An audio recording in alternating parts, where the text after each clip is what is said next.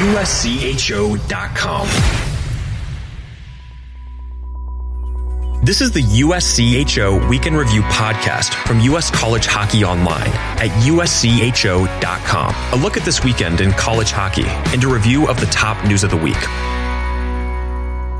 Welcome to Weekend Review for Monday, February 8th, 2021. I'm Ed Trefzger alongside Jim Connelly. A very interesting weekend in college hockey, and things are going to juggle around a little bit. Why don't we start out right with number one? Boston College won on Friday, but lost to number 15 BU on Saturday, 3-1. Yeah, very interesting weekend, and it could have been, I guess you could say it could have been worse. They won on Friday in overtime. The goals scored with 1/10 of a second left in overtime. So it could have gone to a shootout, and maybe you lose that extra point. Then you lose in regulation. Vinny Duplessis for Boston University, a freshman, making his first career start.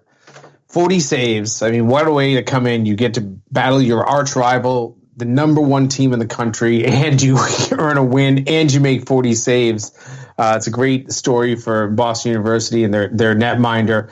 But BU ends up taking 4 out of 6 points. Could have been 5. I guess technically it could have been 6 if they had popped a goal late in regulation. But I don't think that this is a huge knock on the BC resume of the season.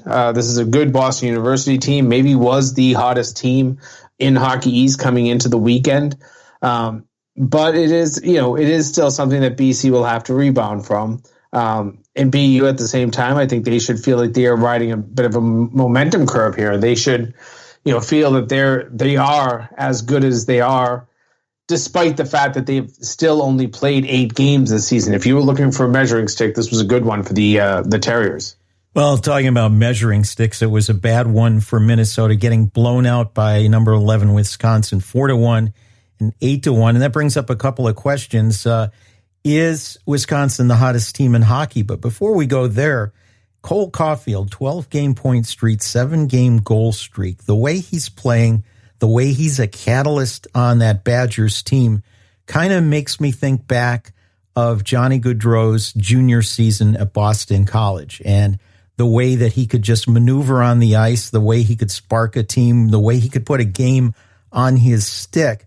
It's not just because they're both smaller players, but Caulfield has that swagger and probably odds-on leader in the Hobie race that Gaudreau had back several years ago. Friday night, I really did feel that he put Wisconsin on his back. He ended up with, I think, 2 goals and an assist. Was really a factor right out of the gate. He scored the first goal within the first minute and a half. I mean, that's a way to open a game. And then he, kind of took it through the whole weekend. He wasn't as needed in an 8-1 victory on Saturday. Still ended up with a goal. Has a 7-game goal scoring streak. He did break a multi-goal scoring streak. He had scored more than 1 goal in 3 consecutive games. That's pretty impressive. But a 12-game point streak. He now has 33 points at this point in the season.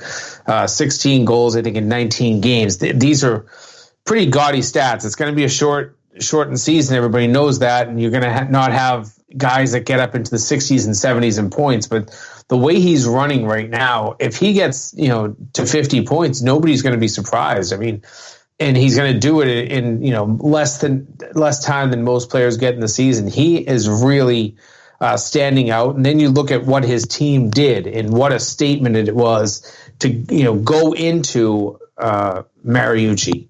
This is a rivalry that goes back a long time, and 8-1 was the largest road win for Wisconsin ever against Minnesota in the history of that rivalry. So a very impressive weekend for the Badgers, and I put them 6th on my ballot this weekend, and they are not too far from me maybe thinking certainly that they could be a top 5 team, but they could be a top 3 team in my opinion as well. They are running now that they have their whole team intact. They are playing as well as anybody.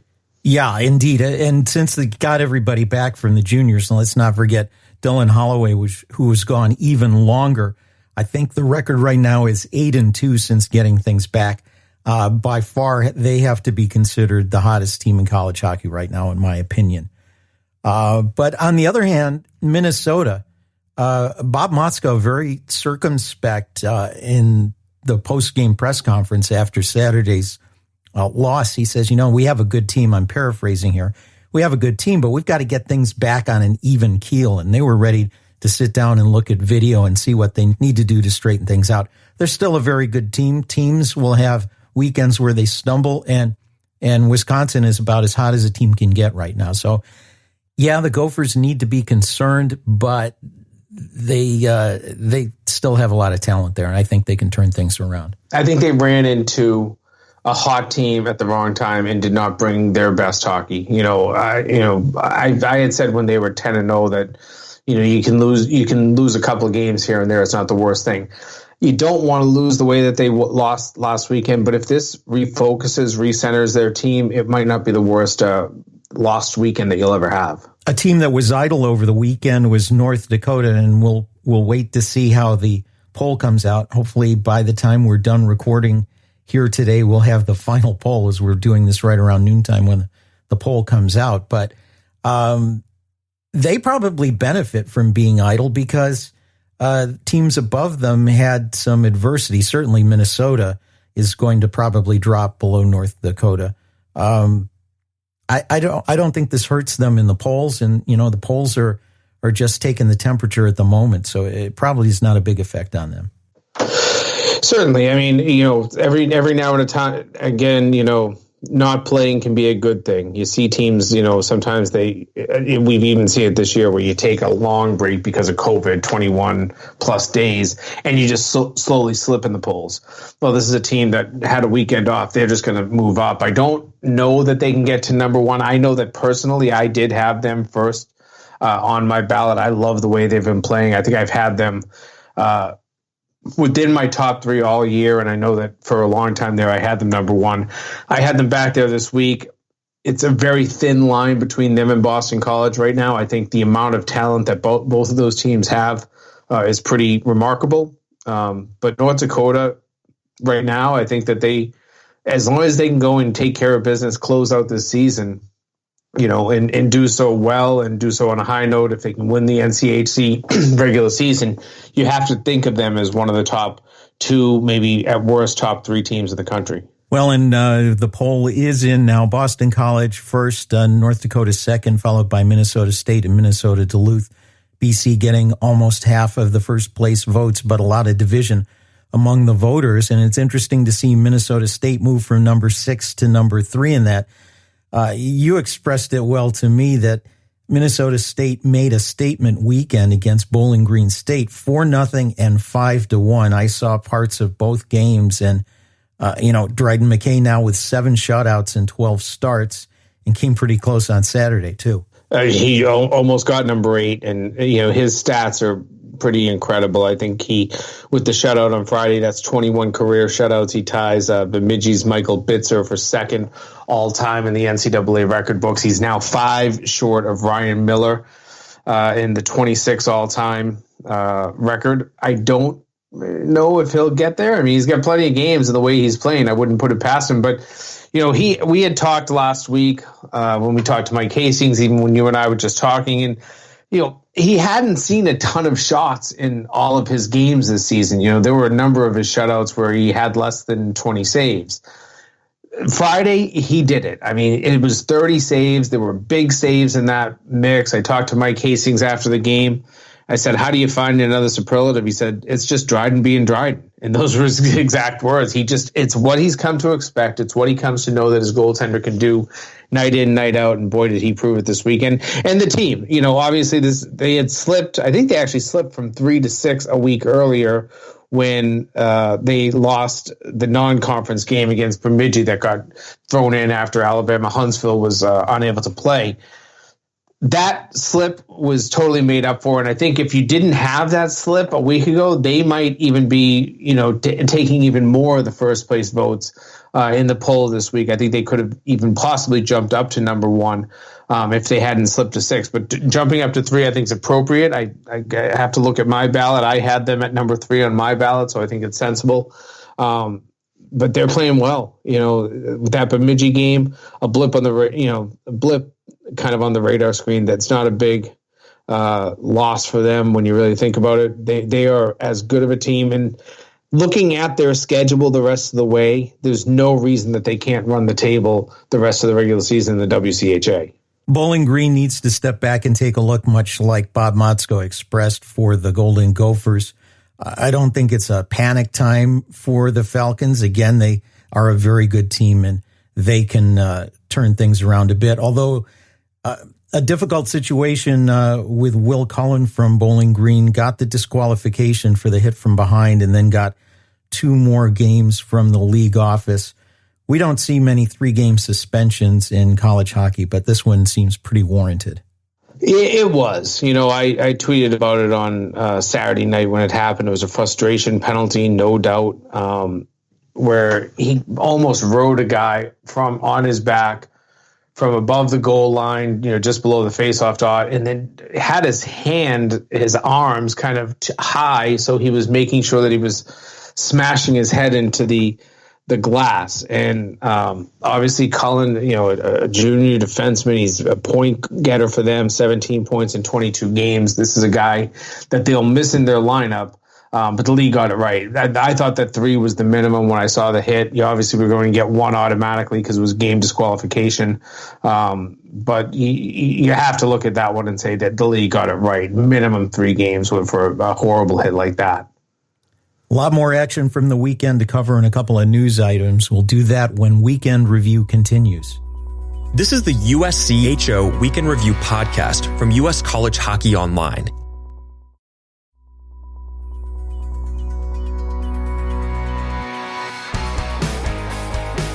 This is the Weekend Review podcast from USCHO.com. I'm Ed Trefzger alongside Jim Connelly.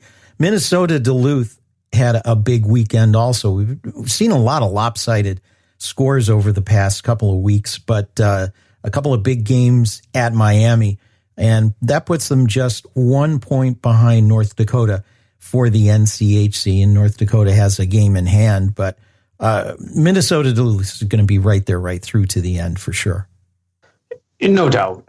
We've known that they're a good team all year. It's just, getting that consistency. Do they string together a 10-game winning streak at some point here? Time's running out for that. But the way that they played this weekend and, kind of dominating a Miami team that at times this season has played well, they now have won 6 in a row. So you've got Western Michigan, and there's only 5 games left for their regular season. They play a single against Colorado College midweek, and then they close the season with 2 home and home, the rare home and home right now in the NCHC against St. Cloud State. But they're rolling, and when a Scott Sandelin team gets rolling, they're always dangerous. We've seen it oftentimes. Their 2 national championships. Usually they're playing pretty good hockey heading into the postseason, then they can kind of take it up to another level. But the one thing I'm seeing over these last 6 games is something we saw on both of their NCAA championship runs of late, and it's their defense. They have, over the last 7 games, allowed just a single goal in 6 of those 7 games. That's pretty impressive. And the one that they didn't was a 6-3 win over Miami. So when you needed your offense to step up, it stepped up. And it did this weekend. 8 goals on Friday night, and then 3 more, a little tighter game on Saturday. But I love the way that this team is playing right now, and it's typical of Duluth. They're playing their best hockey at the right time. When we look at the ECAC, we were talking about how it's going to be tough to select between Quinnipiac and Clarkson going into an NCAA postseason, but maybe that separated a bit over the weekend with a sweep of St. Lawrence, and that gives the Bobcats control in the ECAC foot race. Yeah, and Clarkson had a tough weekend, a tie and a loss to Colgate. So right now you have to kind of feel like Quinnipiac has taken a little bit of control. And, we've mentioned before that this is a league where all 4 teams are kind of hovering right around 500. Quinnipiac now jumps up. I think it's about 620 is their winning percentage now, but everybody else is, right there at 500 or just below 500. So there isn't one team that has just, taken off this season. And that's, I guess, when you play, only 3 other opponents in league play, it's kind of the rub. You kind of expect everybody to kind of beat everybody up, and that's what's happened. But Quinnipiac, that's a big weekend against St. Lawrence. They're playing their best hockey right now, and if they can control this, I think they'll, regardless of what happens in whatever type of a postseason tournament that we're going to see for the ECAC, it does feel like Quinnipiac is punching their NCAA ticket pretty early. In the WCHA, we talked quite a bit about Minnesota State and Bowling Green, but let's not forget Michigan Tech. They won 3 times in the past week. They're up to 11-5-1. And just about when everybody maybe stopped paying attention to them, they're back on the national scene and getting some notice. My hands raised. I had stopped paying attention. I can't lie, and that's horrible. But they're playing good hockey now, and that's kind of the rub. They had 2 losses against Bowling Green, but then they get a single game against Ferris and 2 against Huntsville this weekend. That's all in the span of 6 days. They had 3 wins, and that'll kind of erase 2 losses in a bit of a shutdown. They didn't play a lot of hockey there for a few days. No, I guess they didn't have a shutdown. I take that back. They had some cancellations just prior to that Bowling Green series, but they've been kind of playing consistently. And when I go back, you take those 2 losses against Bowling Green out, they're other 11, 12 games. They're 10-2 in their last 12. So those 2 blemishes against Bowling Green might have been frustrating, but this is a team that we're not going to be able to overlook. They'll probably still, I think, have to win the WCHA to punch an NCAA ticket, but this is a team that can do it. They certainly have the guns. Robert Morris is rolling. They had a sweep of LIU over the weekend, actually Thursday, Friday, bringing them to 14-5-0. They had lost 2 of 3 entering the weekend. And folks might say, well, it's just LIU. But Brett Riley has put together a program that is very competitive right off the bat. And they're playing the kind of hockey you need to do when you're a new team. They're being physical. They're trying to slow the opponents down. They've had good goaltending. So it's more than just a romp for the weekend for Robert Morris. They had to face a tough opponent. But with their non-conference record, that may play into things a little bit with the committee. But they're one of the other teams besides AIC that people need to take notice of in Atlantic hockey. I think so. And the fact that they won't play AIC is rough. There's no real crossover between those Eastern, and I'll call them mostly New England schools, and the Western schools. You're not going to see, Mercyhurst, Canisius, RIT, and Robert Morris and Niagara. They're not going to be tested by AIC, and that's kind of rough because I'd really like to have a better benchmark on where both Robert Morris and AIC are within their own conference first, before we kind of try to place them into the national picture. But the records speak for themselves at this point. And, you've got both of these teams with very strong overall records. How much will that factor in when we're trying to pick a tournament? We're a little bit of time away before we have to worry about that, but it's going to be discussed in the coming week by the NCAA and their committee. So I think we'll have a better idea, but it's going to be difficult. If Robert Morris can kind of finish the season, they're 14-5 now. You win your last 5 games, you're 19-5. Win a couple of tournament games and lose in the finals, 21 wins. That's a pretty impressive number. You could maybe even get to 22, I guess. If you're a 22 win team with only 6 losses, can you leave a team like that out and maybe put in a team that's only a game or 2 above 500? I guess we'll have to see. Well, they will be talking about that. And just a side note, since we mentioned the NCAA, they also have to find a replacement for Manchester for the regionals, as it appears that the committee is committed to having 4 regionals. Are any names coming up at all as a replacement? The one thing I'm hearing is that they are going to have to probably give some consideration to using a campus facility. So whether it's UNH, which seats 6,000, has plenty of locker room space, UMass Lowell, you can even get down to Boston University, Boston College. They all have plenty of space. They can host a 4-team tournament, no problem. But one of the big things that you've seen the NCAA intentionally try to avoid is putting any of these games on an actual college campus. I think at this point you might not have any option. Some of the traditional places like the DCU Center I think that's what it's still called out in Worcester. That right now is still a hospital in the state of Massachusetts. And I don't see that, listening to the governor, you don't see that changing anytime soon. So I do feel that, with Manchester out, it's probably going to have to go to a campus site. As you were talking about Robert Morris, you mentioned about not being able to play some other teams in the league. That might happen at playoff time. We still don't know what the format is going to be in Atlantic hockey, but we did find out today, just before we went on to record, that the NCHC is going to follow the practice of the Big Ten and have their playoffs in one location, a single elimination tournament, March 12th through 16th in Grand Forks. It makes sense that, they've done it once correctly, and they got a great pod off and were able to get 8 teams to play 9 or 10 games each over a 21-day stretch. This is more condensed. I believe if I read it right, they'll play Friday, Saturday for their quarterfinals, take Sunday off entirely, then they'll play Monday for their semifinals, and was it Wednesday, Ed, for their championship game? I don't have the release up in front of me, but I believe that's what it was, and that all kind of just makes sense. I think that every league should be looking at this, and talking to Steve Metcalf in Hockey East, it does not seem that they're going to go that route. They're going to try to, I think, play some sort of, campus sites, home teams, higher seed will host single elimination, but they're going to go Wednesday, Saturday one week, and I think Wednesday, Saturday the next week, so that between playing opponents, you can all test, make sure that you're all negative before you play a new opponent. That seems to be the mentality in Hockey East. I don't know what we're going to see in the WCHA or Atlantic Hockey. ECAC, I'm guessing wherever they go,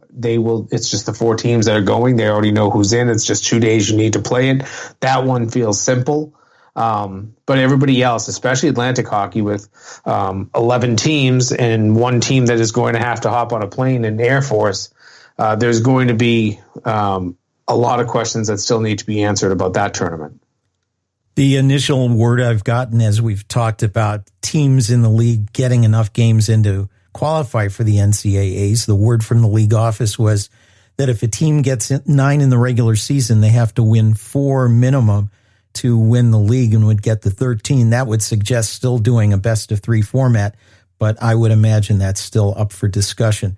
But when we get talking about COVID issues and so forth, one team that had kind of escaped most of it was UMass. They got 19 games and way more than just about anybody else in Hockey East. And I'm concerned this could spread to other schools. Students get back to campus. COVID cases shot up, 300 of them in 3 days. The university campus as a whole, including every athletic team, is on at least a 2-week pause and maybe longer if things can't come down. This is terrible, terrible timing for UMass. It is. I mean, if there's good news in all of this, they have played a lot of games. Most games played of any Hockey East team in one, some of the most of any team in the country. They've gotten to this point, I believe, 19 games in. So plenty of games played, but you don't want to be pausing right now, with basically 3 to 4 weeks left in a regular season. In playoffs, you don't want to have to take 2 of them off. But this is coming right from the school. Obviously, it's a decision that was made at a higher level than probably Greg Carvel and his staff. This is, something that's being made probably between the athletic director, the presidents, maybe even the chancellor, all of that sort of stuff. My read on it, though, still is that the team itself has done nothing, and I hate to use the word wrong, but they seem to have been doing everything fine.